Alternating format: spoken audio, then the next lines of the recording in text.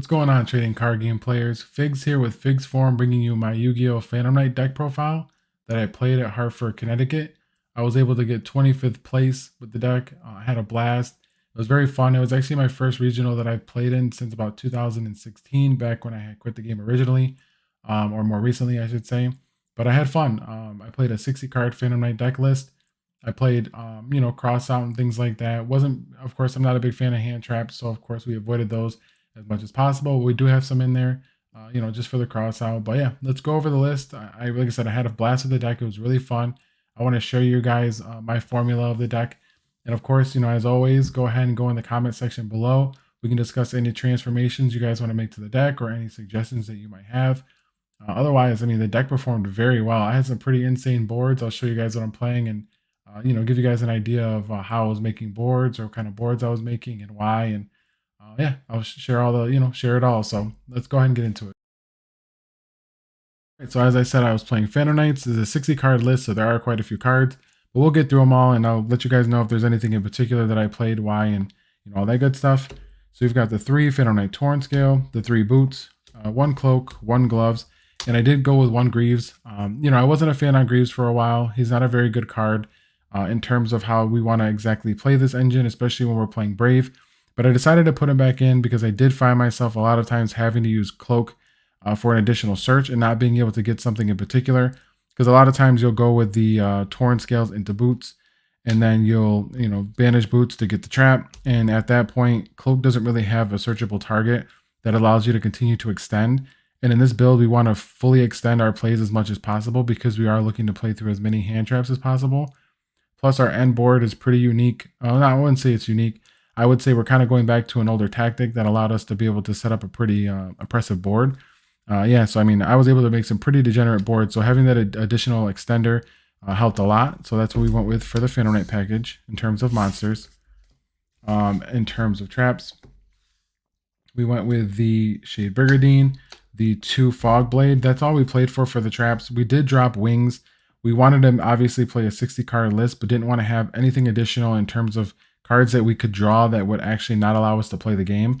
Of course, drawing this is a free monster, but drawing these isn't. So we didn't want to see this at any point in our hands unless obviously, we weren't able to do anything super ideal. We were able to make something small, then seeing this is fine. But when we're looking to do a full extend, we don't want to see cards like this. We want to be able to see bodies. So we wanted to go with the bare minimum as possible. It did hinder us a little bit in longer games, but it wasn't too bad. Then we've got, of course, the Brave package. We did decide, of course, to continue to run the Brave package. So we have the 3 Water Enchantress, 1 Griffin. These are pretty self-explanatory. Then we've got the 3 Right, the 1 Faithful Adventure, and the 1 Draco back. Of course, Draco back is still utterly insane, but we didn't want to change the ratios because, again, it is a 60 card deck. So we want to make sure this is as consistent as possible. And seeing these felt really bad most of the time because, yes, you are able to get a free level 3 off of this. And this is obviously usable with the token monster or the normal trap monster, whatever you want to call it, Shade Brigandine.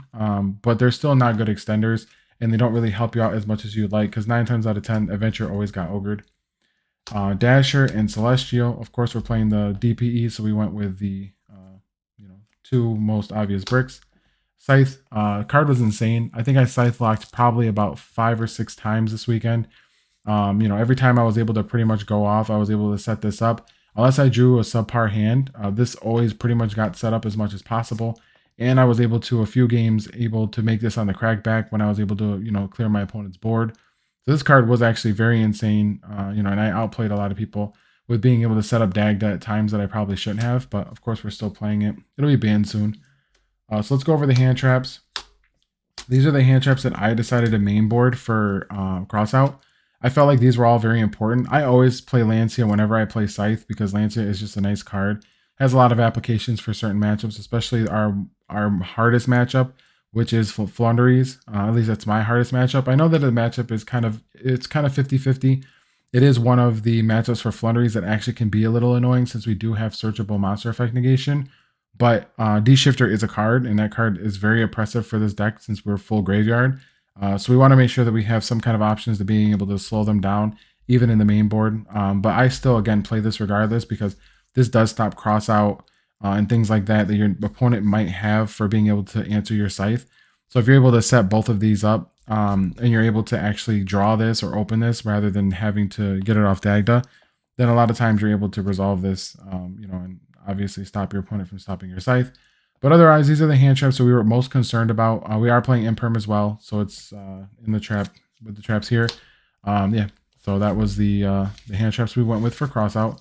Honestly, I've seen a couple of those throughout the day, not very many. They didn't help at all, honestly. I wouldn't even bother playing hand traps, of course, as usual, because hand traps were kind of unnecessary. I liked having mostly gas, so we did play the Speedroy Terratop in the Taki Tom board. Again, amazing. I mean, every time I seen this and played it, my opponent's eyes lit up. This card is able to obviously just do everything you needed to. Go straight into Cherubini, get you set up for your Brave package, and gives you a free level 3. This is very nice, obviously, in every matchup. There's not one matchup this card isn't nice in, because your opponent always looks to counter this in some way, shape, or form. Because if they can't, you're able to pretty much make whatever you want. So, obviously, very nice.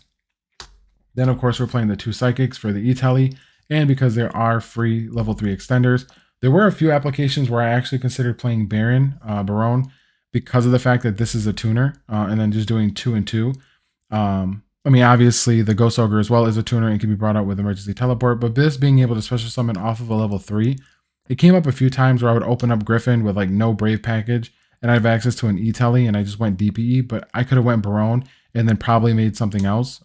So like this actually being a tuner was very relevant. I'd consider it, but I don't think it's something that comes up just often enough for me to kind of want to fill up an extra deck slot, since this deck is always so tight. So these are some other extenders that we played as well. So we did go with 2 Kagemusha Knight, 1 Tsukinoko, as I pronounce it, and Junk Forward.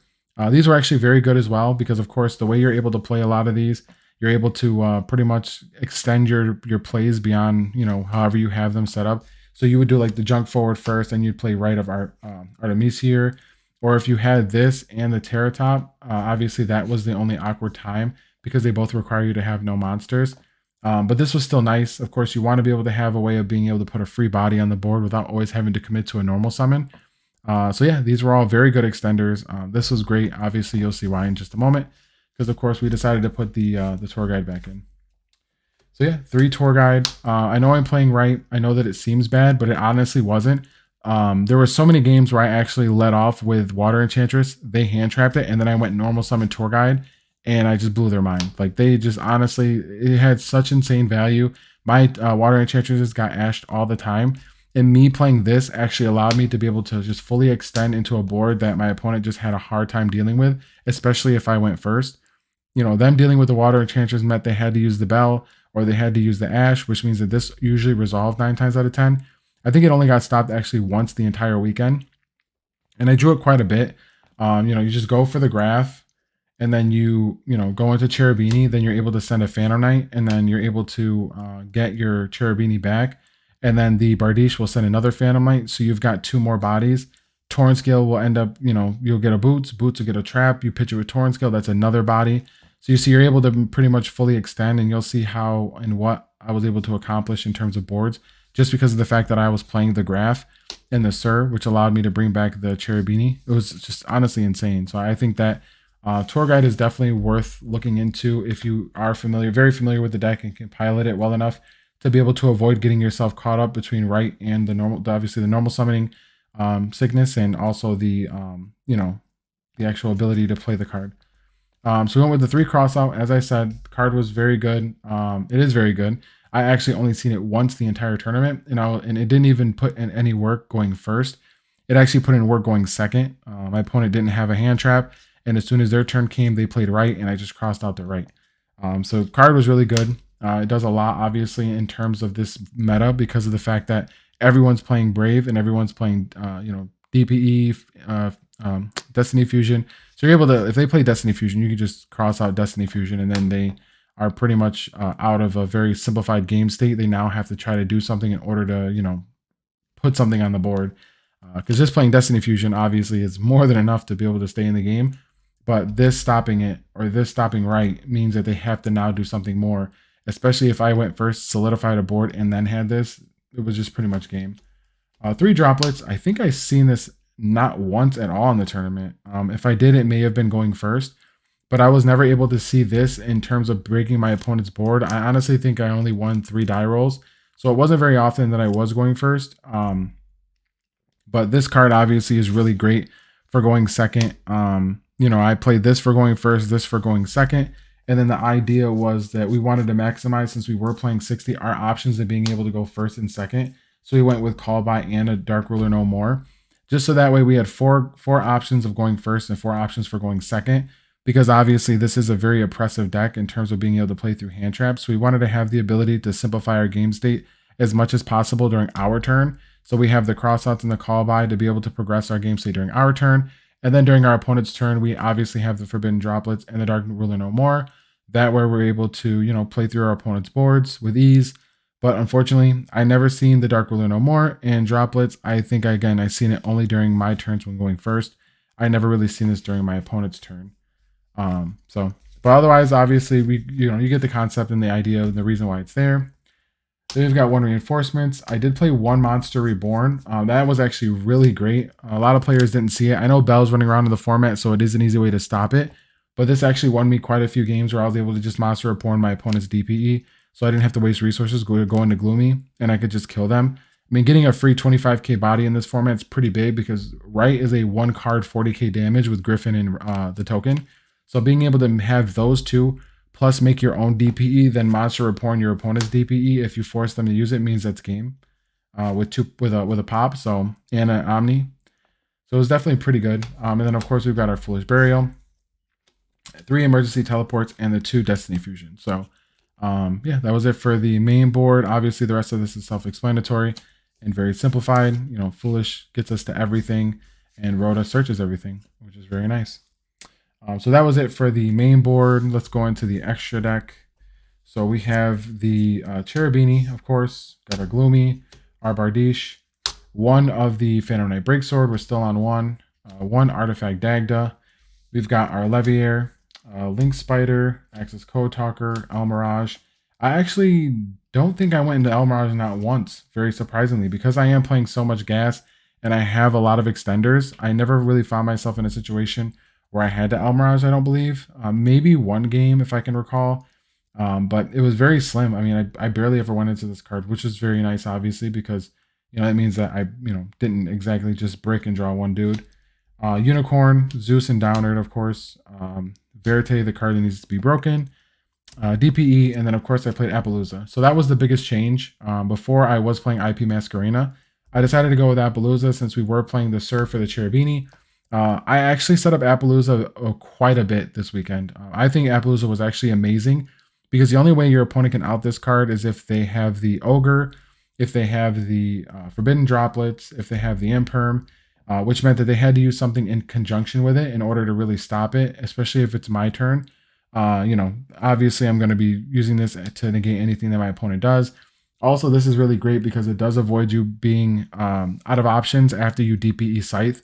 That's one of the biggest things about this deck, is that if you do DPE Scythe and your opponent is able to answer the Scythe, sometimes you're left with just a Fog Blade since you already used your DPE pop or you have your Omni. But to have an Omni, Appaloosa, DPE, and Scythe all in one plus a Fog Blade was utterly insane. I actually ended about 5 or 6 games. I ended my turn with Appo, DPE, the Scythe in the back row, as well as the Omni Negate with the Griffin and Token. And my opponent literally just struggled to get through it because even Forbidden Droplets, you have to at least hit 3 cards, especially if I shotgun the DPE. So if I DPE, pop the Scythe, and Scythe summons, you now have to Forbidden Droplets 3 cards because you have to hit the Appo, the Griffin, and the Scythe. So that takes away 4 cards out of their hand because they've got a Droplets, and then get rid of 3 cards. So I mean, you're technically only playing with 2 cards at that point, especially if you're not a graveyard deck. That hurts a lot. And again, yeah, this card put in a lot of work, and the boards I was making were pretty degenerate. And obviously, as you can see with all the extension that I have, it was very, very easy to do. Very easy. So that was it for the extra deck. We'll go over the side deck since it was a bigger event. I normally don't do side deck, but it's nice to be able to show why I played certain things and obviously the reasons. So Dimensional Barrier obviously has its own reason, of course. Despia is a very big deck at the moment since it is so new. I definitely don't think it's as good as it seems. I definitely think the deck is subpar, or at least I don't think it is one of the best decks in the meta, but because it is so new and people are still learning how to play against it, it can be a little annoying to play against. Obviously, there are different ways to play the deck, and there are ways for you to be able to take advantage of certain things with the mechanics of this game that allow you to be able to stop yourself from being completely blown out when playing the deck, like playing the branded opening during your draw phase to stop yourself from getting drolled and things like that. But we wanted this so that way, whenever my opponent played branded fusion, I could flip this. If they flip super poly, sure, that's fine. This deck has so much graveyard recursion that whatever they make off the super poly probably isn't going to be detrimental because they can't make any of their Despia monsters usually. So it ends up being some kind of subpar fusion monster, and then you just kill them anyways next turn. But yeah, this is actually really good, of course, because you scythe lock them, and then they try to set up the, I think it's branded in red or something like that during your turn, so that way they set the quick play spell. Then you have this for your turn. So very good card. Was very necessary. 3 spell anti-spell fragrance. This card is very good as well. It is one of my options for when I go first after I lose. I think I only went to game 3 2 or 3 times. There wasn't very many times that I actually went to game 3, but when I did, obviously these went in. You want to be able to slow your opponent down from playing the game. As you can see, my deck has like 15 spells, if not more. So this card does put in a lot of work in the meta. So spells, we've got 1 Harpies, 3 Twin Twister. This was our package for back row hate. We dropped the red reboot because we weren't expecting to see very many big, heavy trap decks, but we do want to make sure that we have the ability to clear back row. So we wanted to obviously optimize on the 3 Twin Twister, 1 Harpy, since we are playing a 60 card deck. We want to make sure that we have a maximum amount of options. So you'll notice everything in here is 3 ofs just because of the fact that we're playing 60 card. But this was great, honestly. Very, very good for dealing with back row. Then we went with the Phoenix Rhino and Token Collector. Since we were playing the Tour Guide as well as the Graph Line, and of course Cherubini, I felt like this was a necessary fit because a lot of times, if we lost and we knew that Token Collector was a good card to put in, we would put these 2 in. Tour Guide can bring out Phoenix Rhino, and then Cherubini can send the Graph. So you're able to full combo while still being able to set up a Token Collector, which is really nice. Or you could always send this off of Cherubini and then send Token Collector. So this was the best way to do it, to be honest. I don't care for opening up cards like this. We really don't want to see this, but if we do see one of these 2, you can always pitch this off the Faithful Avenger. I did it a lot with the Tsukinoko and the Danger, as well as the Phoenix Rhino. You just kind of send it off the Faithful Avenger, and then you're able to trigger the ability and get the effect. So that was nice. And then 3 Droll, because we do respect Flunderies. Again, that's one of our harder matchups, in my opinion. Even though 3 of the people that I drove with, they play the deck, and I played a bit against them, some of them plenty of times, and I don't really have too much of a hard time, but the deck is still very oppressive, especially if they do see the Forbidden Droplets. So we want to make sure that we have options for being able to deal with the deck. So we went with the 3 Droll and Lockbird. Yeah, so that's all that I played for the deck. I just wanted to give you guys, my take on the deck and my formula. If you guys have any questions or, you guys want to talk about the build, definitely feel free to comment in the comment section below. That way we can talk about any transformations we can make. Hope you guys really enjoy my formula. Definitely like and subscribe so that way you guys can continue to follow my journey through my, trading card games,